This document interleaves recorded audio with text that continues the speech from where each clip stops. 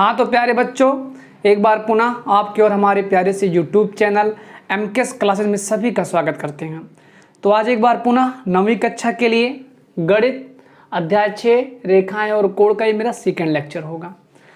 और हवाएं बहुत तेज़ चल रही हैं, इसके लिए मैं माफ़ी चाहता हूँ। और आप देख ही रहे होंगे, सुनाई भी दे रहा होगा और कपड़े भी सारे उड़ रहे हैं, ठीक है ना। तो चलिए कोई दिक्कत नहीं है, पढ़ाई करते हैं। तो हमने कहा रेखाएं और कोण का ये मेरा सेकंड लेक्चर होगा और इसमें आज हम आपको एक प्रमेय के बारे में अवगत कराएंगे, प्रमेय 6.1, जिसमें से आपको लिखा गया यदि दो रेखाएं परस्पर प्रच्छेद करती हैं तो शीर्षाभिमुख कोण बराबर होते हैं। तो पहला चीज, एक चीज यहाँ पर है, दो रेखाएं परस्पर प्रच्छेद करती हैं तो शीर्षाभिमुख कोण बराबर होते हैं। तो पहले हमारे पास एक नया वर्ड आया है जिसका नाम आपको दिखाई देगा, शीर्षाभिमुख कोण। तो पहले हम इस चीज़ की जानकारी प्राप्त करेंगे कि शीर्षाभिमुख कोण होता क्या है। इसके लिए मैंने यहाँ लिख दिया शीर्षाभिमुख कोण वर्टिकली अपोजिट एंगल।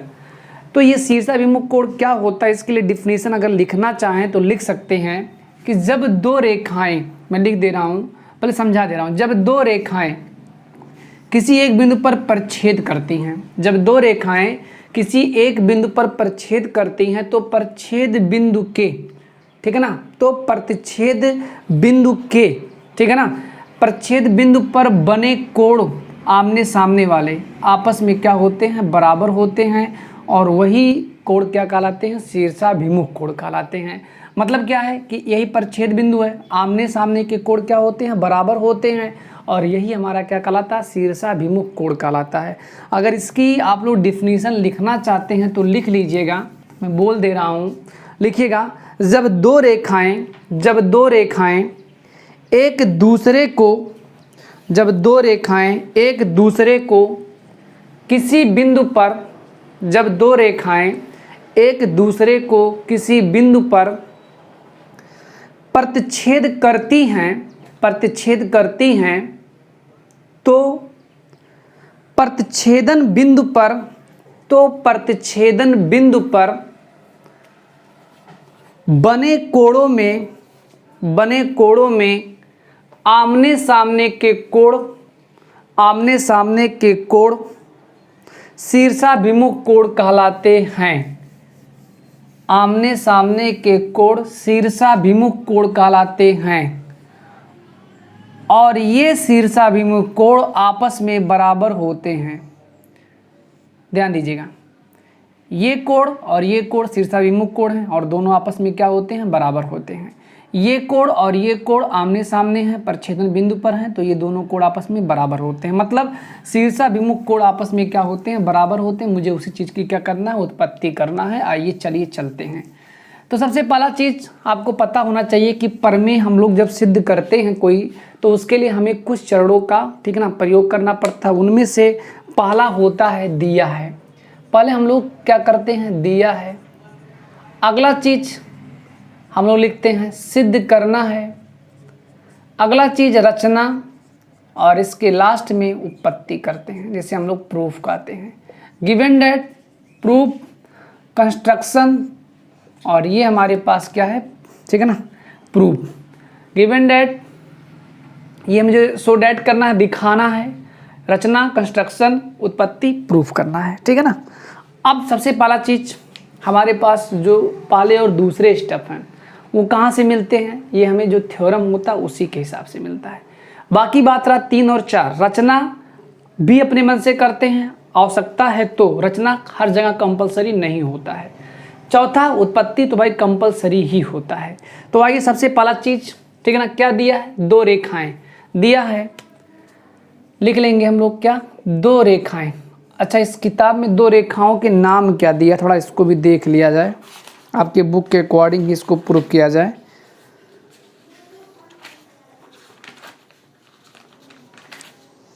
आइएगा, एक रेखा हमारे पास ए बी है, ठीक है ना, ए बी और सी डी दो रेखाएं हैं, ठीक है ना। दो रेखाएं परस्पर प्रच्छेद करती हैं, तो ए बी और सी डी दो रेखाएं हैं जो परस्पर बिंदु ओ पर प्रतिच्छेद करती हैं। प्रतिच्छेद करती है। तो यहाँ से हमने एक रेखा ये बना लिया और एक रेखा ये बना लिया। एक रेखा का नाम AB और दूसरी रेखा का नाम CD और ये प्रतिच्छेद बिंदु है O। ठीक है ना, आप जो नाम लिखना चाहते हैं वो लिख लीजिए, उसमें किसी को कोई दिक्कत नहीं होगी। अब हमें सिद्ध करना है, ठीक है ना, ये AOC, इसे हम कोण AOC, ठीक है ना, मुझे सिद्ध करना है AOC। मैं बार बार कह रहा हूँ कि जो कोण होता है वो बीच में होता है, AOC, और AOC को हम कोण 1 मान लेते हैं। संक्षेप में इसे हम कोण 1 ही लिखेंगे।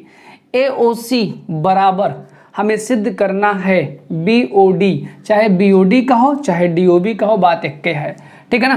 तो इसको मैंने लिख दिया BOD, या इसका नाम अगर 1 कर दे, इसका नाम 2 कर दे, तो लिख सकते हैं कोण 1 बराबर कोण 2 मुझे सिद्ध करना है। फिर इसके बाद में दूसरा चीज, ये वाला और ये वाला, ये दोनों आपस में बराबर होते हैं, ये सिद्ध करना है। AOD तथा कोण AOD बराबर कोण BOC,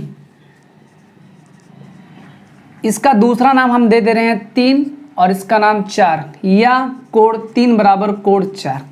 ये 3 और 4 अच्छा लगता लिखने में मुझे, रचना की यहाँ कोई आवश्यकता नहीं है। अब बात करते हैं उत्पत्ति की। तो सबसे पहला चीज़ ध्यान दीजिएगा, अगर कोई पूछे ये कोण कितना होगा तो आप लोग क्या कहेंगे, 180 कहेंगे।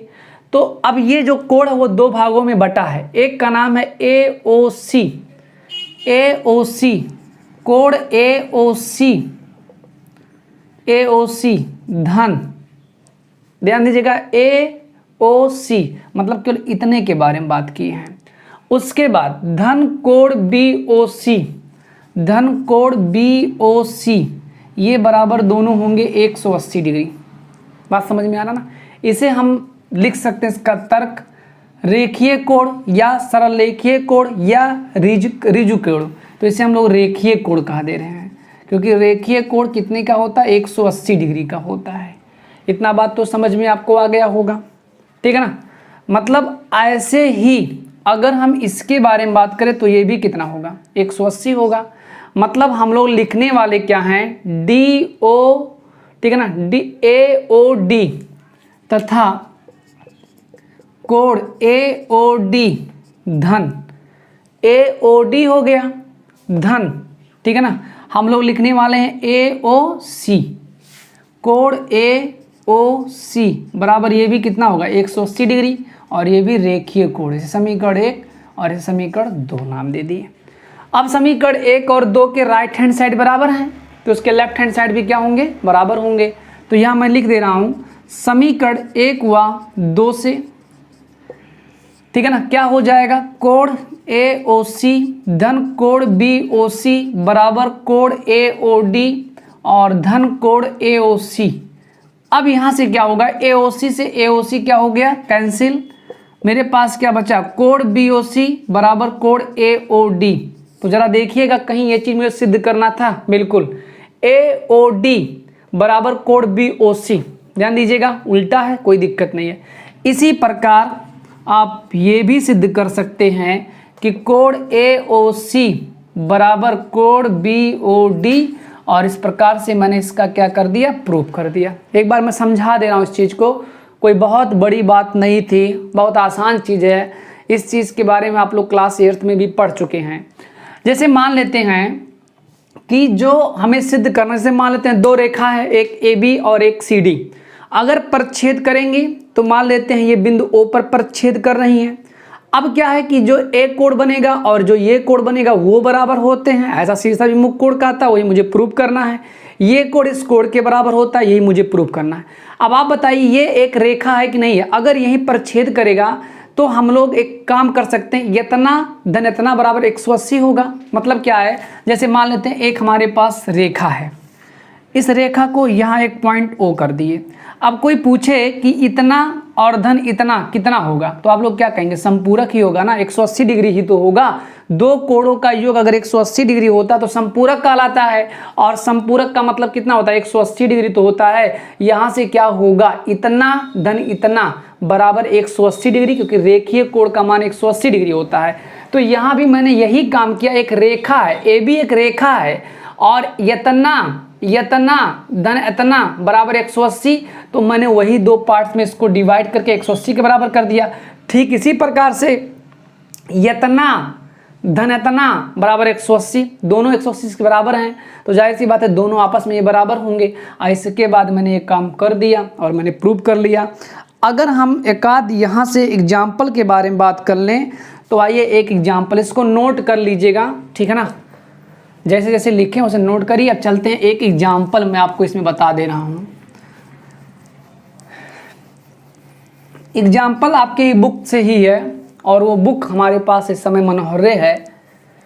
क्वेश्चन कह रहा मेरे पास, कह रहा है कि यदि दो रेखाएं परस्पर प्रच्छेद करती हैं, आकृति में x का मान ज्ञात करिए। कह रहा है आकृति में x का मान ज्ञात कीजिए, मान ज्ञात कीजिए, ठीक है ना, तथा समस्त कोणों की माप बताइए, तथा समस्त कोणों की माप बताइए, कोणों की माप बताइए।